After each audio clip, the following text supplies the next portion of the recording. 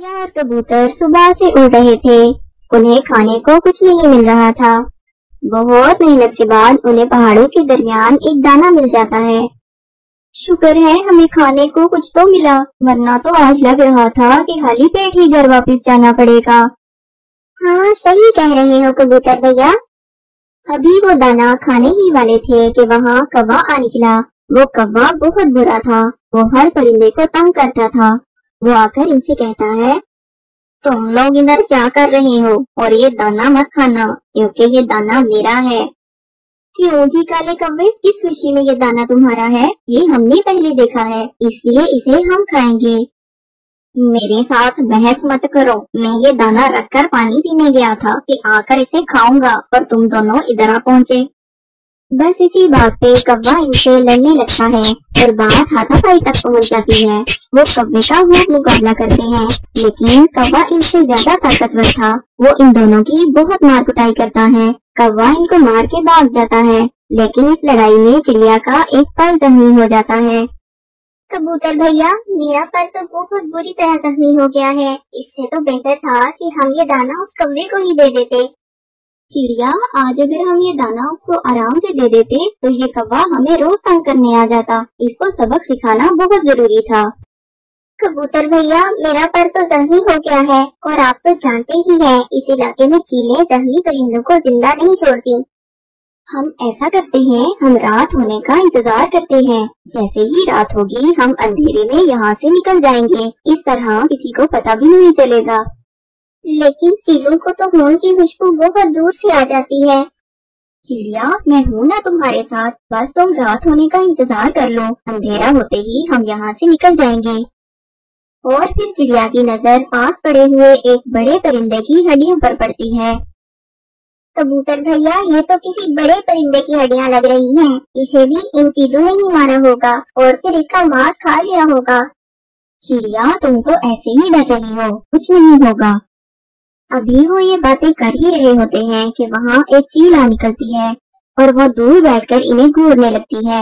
चिड़िया बहुत डर जाती है। कबूतर भैया, वो देखो, वो चील हमें ही देख रही है। लगता है अभी हमला कर देगी। अब क्या होगा? तुम बस मेरी बात गौर से सुनो। अब हमें थोड़ा नाटक करना होगा। इतने में वो चील उनके पास आ जाती है। चील बाजी, आप जरा देर से आई हैं। अब तो सिर्फ हड्डियां ही बची हैं। वो बहुत मजेदार और बड़ी चील थी। बहुत मुश्किल से शिकार किया हमने। तभी तो देखो चिड़िया भी जख्मी हो गई। थोड़ी देर पहले आ जाती तो तुम भी मजा ले लेती। बहुत ही मजेदार गोश्त था। ये तुम क्या कह रहे हो? वही कह रहा हूँ जो तुमने सुना। अब हम कबूतर और चिड़िया भी शिकार करने लगे हैं। अब हम ताज़ा गोश्त खाते हैं। हमसे अब रूखी सूखी घास फूस नहीं खाई जाती। ये तो बहुत ताकतवर परिंदे लगते हैं तो छोटे छोटे, मगर शिकार किया इतनी बड़ी चील का। कहीं ये मुझे भी शिकार करके न खा जाए। ये सोचकर वो चील वहाँ से बाहर निकलती है। बच गए हम कबूतर भैया, हम बच गए। हाँ, बस तुमने घबराना नहीं है। जो भी चील आएगी हम इससे यही कहेंगे और रात होते ही यहाँ से निकल जाएंगे। बस अभी हम अगर यहाँ से उड़े तो तुम्हारे खून की खुशबू से सब चीलें इकट्ठी हो जाएंगी और हमें मार डालेंगी। इधर कौवा भी गुस्से से लाल पीला होकर घर जा रहा था।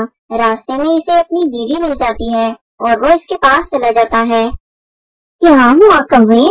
बस आज एक कबूतर और चिड़िया से लड़ाई हो गई।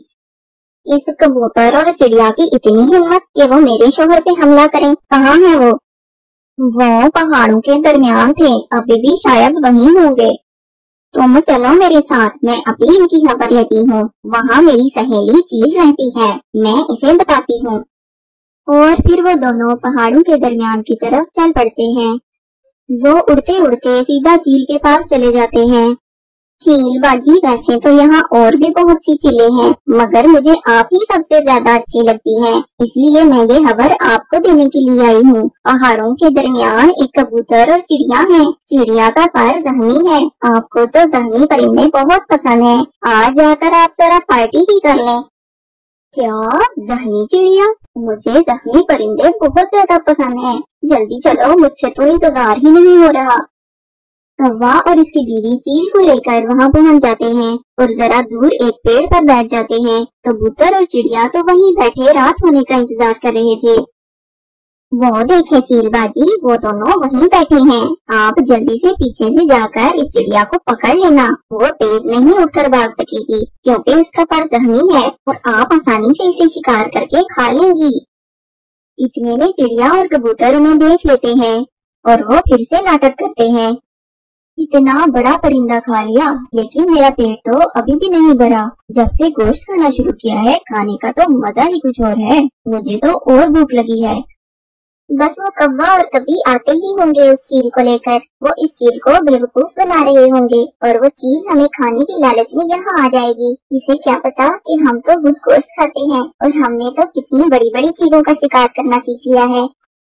बस ये सुनने की देर थी कि वो चील डर गई। ये तो मुझसे भी ज्यादा जालिम परिंदे लगते हैं। मेरा तो फिर भी एक शिकार से पेट भर जाता है, लेकिन इनका तो बड़े बड़े शिकार खा के भी पेट नहीं भरता। ये तो मुझे मार ही डालेंगे। और कव्वे और कवि, तुम दोनों की तो मैं बाद में अच्छे से खबर लूंगी। इतना बड़ा धोखा दिया मुझे। ये कहकर चील वहाँ से भाग जाती है। कौवा पीछे से बहुत आवाजें लगाता है, लेकिन चील एक नहीं सुनती।